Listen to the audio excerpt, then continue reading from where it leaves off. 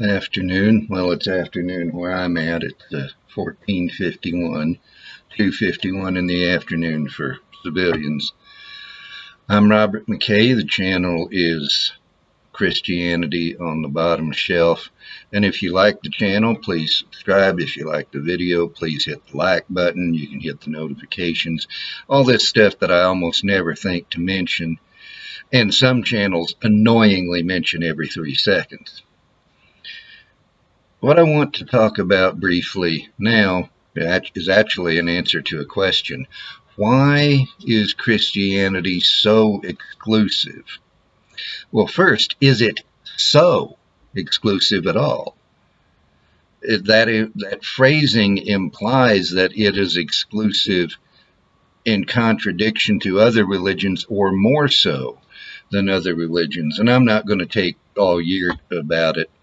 But if you want an exclusive religion, look at Islam.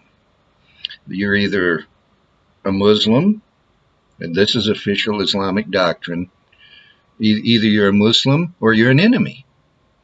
And the whole point of Islam is to take over the whole world.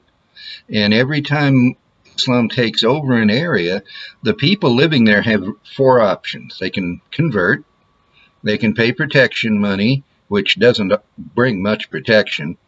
They can flee, or they can die. Those are their options. Very exclusive religion. But why is Christianity exclusive at all? Surely Buddhism and Hinduism and all these others aren't exclusive. Well, they are. That's why Buddhists and Hindus have fought each other, because each thinks the other is wrong. That's why Buddhists and Hindus both in India persecute Christians, because they both think Christianity is wrong. But why is Christianity specifically exclusive? Well, it comes down to one simple thing. God said it. That settles it. Whether I believe it or not doesn't matter. And yes, I'm responding to an old bumper sticker there. If there is one and only one God, and that God created us, then, as Dr. Jonathan Sarfati says, he has the right to make the rules for us. And if there's only one God, then to worship any other God is to go the wrong way. It's to go down the wrong road.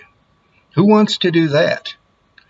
If this one God has directed us on how to worship him, then to do anything else is to be in rebellion against him. And do you really want to be a rebel against God? It really is common sense. You know, if, I only have one wife. I don't have 12 wives. I have one, an exclusive relationship. I am to love her and no one else. And if I go loving someone else, I have violated my word to her. I have violated our marriage. It's exclusive. And this is just in the human realm. God is so much higher than I am, so much higher than my wife is.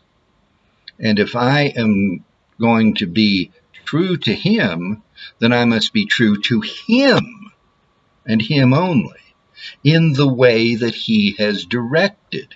If he has directed that I can only come to him through Christ, then that is how it is.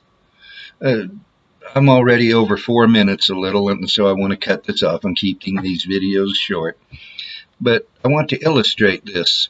For a while, I was learning Esperanto, which is a constructed language. It's a whole lot simpler and easier than English.